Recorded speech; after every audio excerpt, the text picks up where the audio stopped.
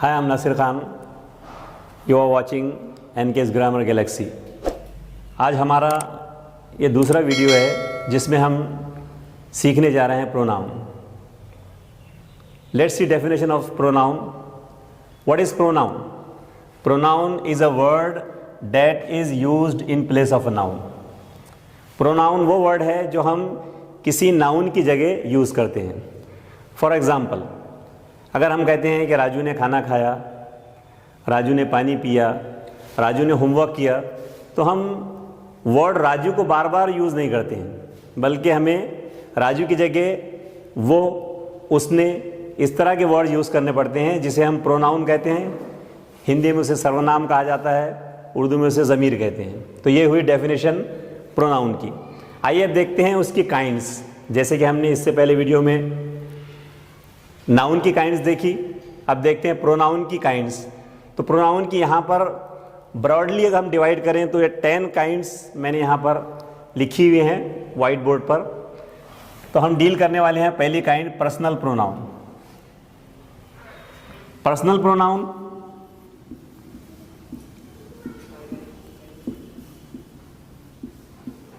I, we, you, again you, he, she, it, and they. These are personal pronouns. Personal pronoun क्या होते हैं? When I am talking about myself, जब मैं अपने बारे में बात कर रहा होता हूँ और मैं अकेला हूँ, I am one, that is first person singular, तो मैं हूँगा first person singular.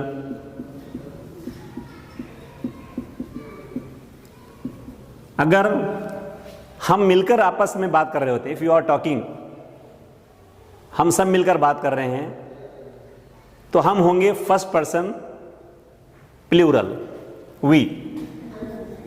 we is first person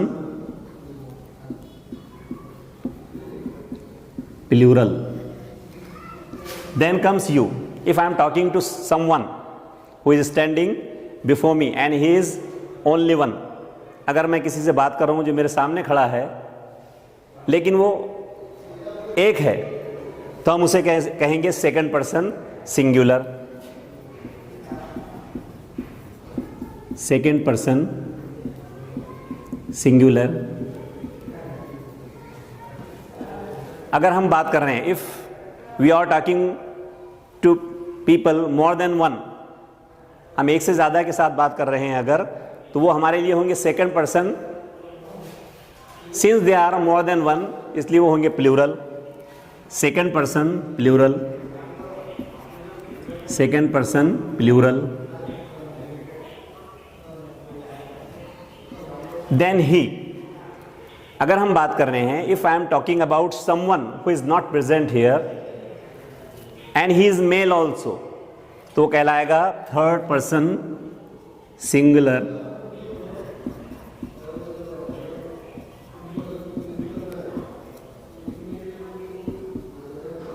masculine, male है.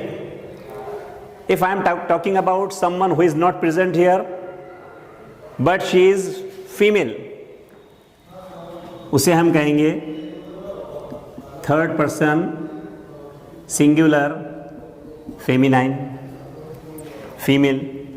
Then it. अब इट का यूज़ हम कब करते हैं? इट इस प्रोनाउन का, इट इस प्रोनाउन का यूज़ हम करते हैं जब हम किसी के बारे में बात कर रहे हैं जो या तो बेजान है, इनएनिमेट बीइंग, और एन एनिमल. अगर वो एक एनिमल है या इनएनिमेट बीइंग है, बेजान है, उसके बारे में बात कर रहे हैं and that is not present here, तो उसके लिए उसे कहेंगे हम थर्ड पर्सन सिंगुलर.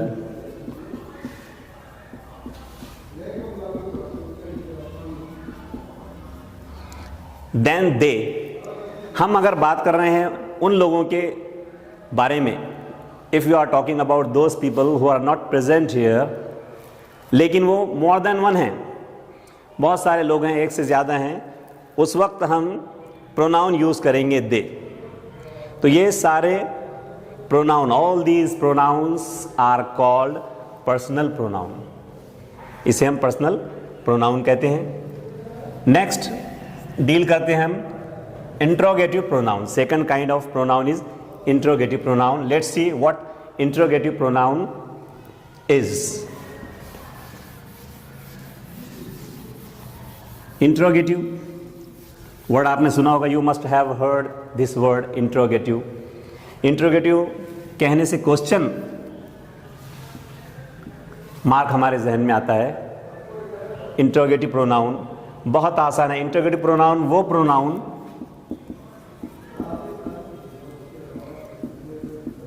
जो क्वेश्चन पूछने के लिए यूज होता है. Interrogative pronoun that introduces a question beginning with WH word, what, when, who, where, why, how. These are WH family words. If they introduce a question, these words are called interrogative pronoun. ये ध्यान में रखें आप. Then comes relative pronoun. Relative pronoun is a little bit similar like interrogative pronoun. यहाँ आपको confusion नहीं होना चाहिए क्योंकि दोनों ही में WH word का यूज होता है. मैं आपको उसका फर्क बताता हूँ. Let me tell you the difference between the two.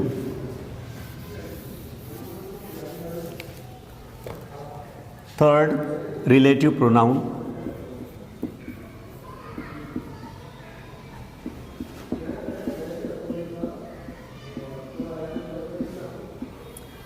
It is use to connect sentences. एक ग्लू का काम करता है, अ काइंड ऑफ फेविकॉल. एक ग्लू का काम करता है रिलेटिव प्रोनाउन जो सेंटेंस को कनेक्ट करता है. यहां फर्क इंट्रोगेटिव प्रोनाउन में हमने देखा ये इंट्रोड्यूस करता है. Interrogative pronoun introduces a question with WH word, लेकिन रिलेटिव प्रोनाउन दो सेंटेंसेस को, दो पार्ट्स को कनेक्ट करता है. Example,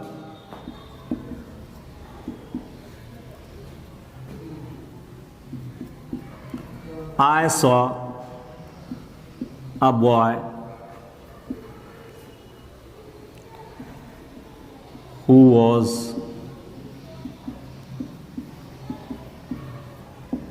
standing under a tree. Or I found the book which I had lost. Here which is connecting two sentences. That's why it is relative pronoun. उम्मीद है आप इसका फर्क समझ चुके होंगे. अब आपको कंफ्यूज होने की जरूरत नहीं. You need not be confused between relative pronoun and interrogative pronoun. आइए चलते हैं फोर्थ काइंड की तरफ, डेट इज डेमोन्स्ट्रेटिव प्रोनाउन. अब देखना है डेमोन्स्ट्रेटिव प्रोनाउन क्या है.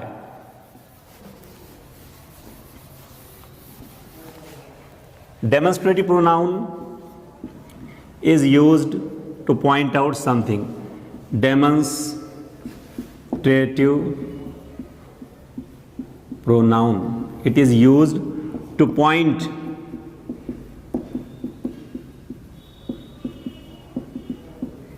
something. This is a marker. That is a fan. These are boys. Those are girls. When we use words like this, that, these, those, if we use these words, it means that we are using demonstrative pronoun. This, that, these, those जो किसी चीज़ को point out करने के लिए use होते हैं, they are called demonstrative pronoun. Okay, now let's move on to the fifth kind, that is distributive pronoun.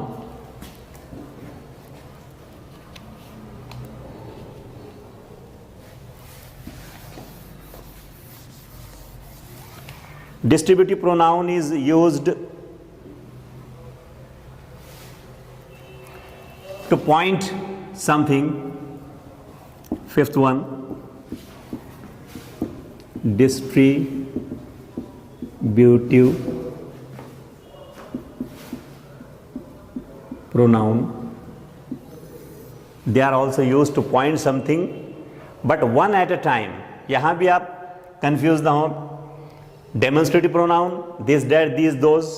Distributive pronoun, ये भी पॉइंट आउट करने के लिए होते हैं, लेकिन ये वन एट अ टाइम किसी ग्रुप के लिए लेते हैं. फॉर एग्जाम्पल हम उसमें दे सकते हैं, उसमें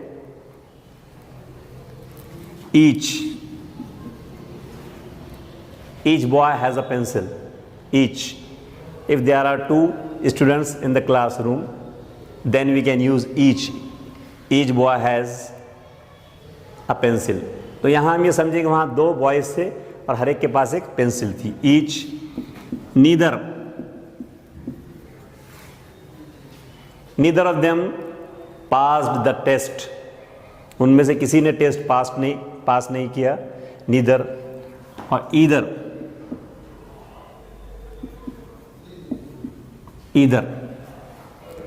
If either of you is responsible for this.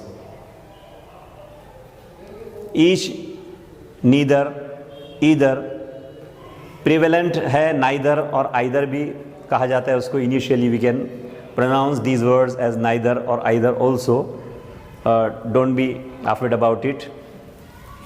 Then let's move on to the 6th category. That is reflexive pronoun. Reflexive pronoun.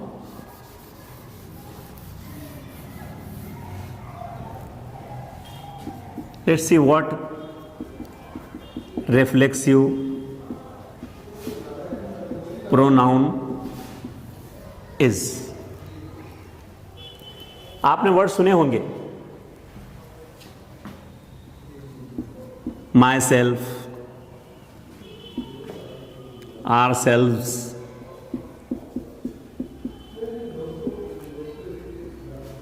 yourself, himself, herself, themselves. यहाँ ध्यान रखें कि जहाँ प्लूरल आ रहा है वहाँ पर हम सेल्व्स, SELVES, सेल्व्स का यूज़ कर रहे हैं. जहाँ सिंगुलर आ रहा है वहाँ पर हम सेल्फ, SELF का यूज़ कर रहे हैं. Myself, ourselves, yourself, himself, herself and themselves, itself. अगर योर सेल्फ को हम प्लूरल में लिखते हैं, अगर किसी अकेले की बात कर रहे हैं हम, if you are talking about a single person, then we can write or speak yourself. If they are more than one, then we will have to say yourselves. इस बात का आप ध्यान रखें. तो ये हुए रिफ्लेक्सिव प्रोनाउन. इन रिफ्लेक्सिव प्रोनाउन का यूज़ कैसे होता है? किसे कहेंगे रिफ्लेक्सिव प्रोनाउन? जिसमें सब्जेक्ट का एक्शन उसी पर रिफ्लेक्स होता है. It reflects the action of subject on the subject. For example, you should try it yourself. You should try it yourself. तुम्हें ट्राई करना चाहिए खुद से, yourself. तो ट्राई करने का जो इम्पैक्ट हो रहा है, रिफ्लेक्शन, वो खुद सब्जेक्ट पर आ रहा है, यू पर. तो जिसमें सब्जेक्ट पर काम का इम्पैक्ट पड़ता है, रिफ्लेक्स होता है, reflection, that is called reflexive pronoun. उस वक्त हम myself, ourself, yourself, himself, we use these pronoun. Okay, now let's move on to the 7th kind of pronoun, that is emphatic. अब यहां भी थोड़ा सा difference है reflexive और एम्फेटिक के बीच में. देखते हैं हम.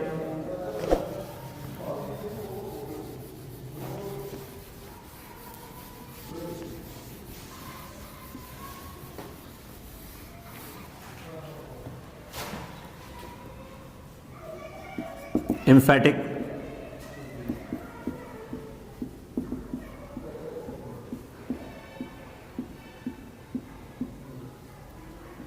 pronoun as it is evident from its name. उसके नाम ही से पता है emphatic pronoun, जिसे हम intensive pronoun भी कहते हैं. Emphatic pronoun it lays emphasis on the subject. Subject पर emphasis जोर देता है वो. For example,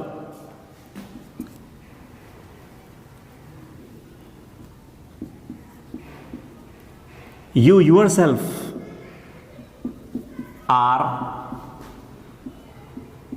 responsible for this failure. You yourself is responsible for this failure. हम blame करते हैं. You yourself is responsible. तुम खुद जिम्मेदार हो इसके, अपनी फेलियर के. It is because of your negligence. तो उस वक्त जब हम सब्जेक्ट के फौरन बाद प्रोनाउन को यूज करते हैं, yourself, herself, myself, himself, तो that pronoun is called emphatic pronoun. ये ध्यान रखें आप, थोड़ा सा जो फर्क है reflexive pronoun and emphatic pronoun में. Okay, now let's move on to the 8th one, that is reciprocal pronoun. Reciprocal pronoun. It is rarely discussed. I won't say that it is rarely used. It is used a lot, but it is rarely discussed. Reciprocal pronoun. ये क्या है reciprocal pronoun?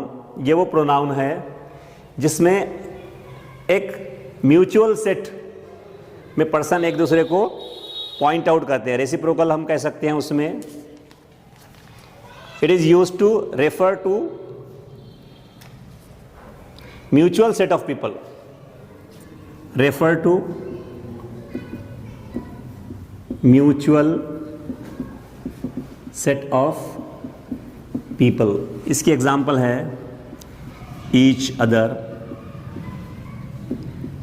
One another.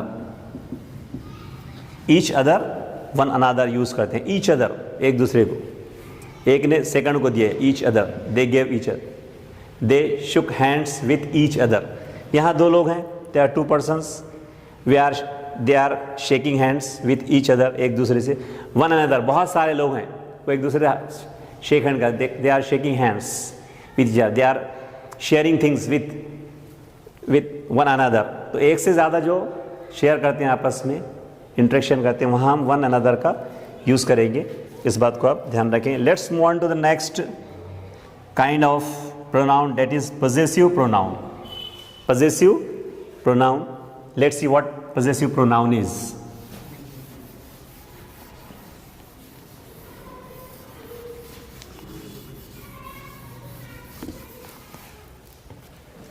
possessive pronoun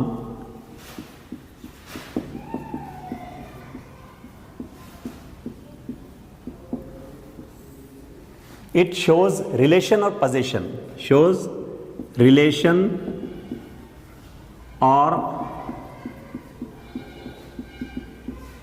possession. Relation or possession. For example, is it your pen? आपने पूछा किसी से, is it your marker? उसने answer yes it is mine. तो यहां पर mine, ours, yours, his, hers,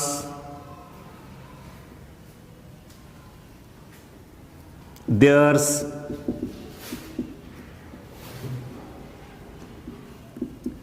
its, all these are possessive pronoun. इसका आप ध्यान रखें, हम इसको यूज करते हैं. यहां एक बात आपको समझना जरूरी है. When you are using words pronoun like mine, ours, yours, theirs, तो इस बात का यहां पर ध्यान रहे कि हम इसके बाद कोई और वर्ड यूज नहीं कर सकते. अपन ये नहीं कह सकते इट इज माइन मार्कर. आप उसे कहिए इट इज़ माई पेन और आप कहिए इट इज़ माइन। ठीक है, इस बात का आप यहाँ पर ध्यान रखें। Let's move on to the last kind of pronoun, that is indefinite pronoun. अब देखते हैं इंडेफिनिट प्रोनाउन क्या है। Let's see what indefinite pronoun is. 10th one is indefinite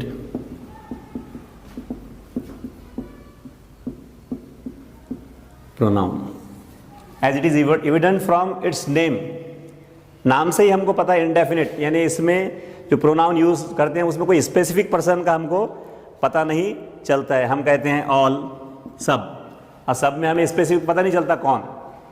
हम कहते हैं एनीवन, कोई भी, एनीवन, इसमें हमको पता नहीं चलता है। हम कहते हैं समवन, यहां भी पर्सन इंडेफिनिट है, हमको उसका पता नहीं है। तो all these pronouns are called indefinite pronouns. तो उम्मीद है आप प्रोनाउन को अच्छी तरह समझ चुके होंगे। आपको ये वीडियो पसंद आता है तो आप इसको लाइक कीजिए, शेयर कीजिए, सब्सक्राइब कीजिए।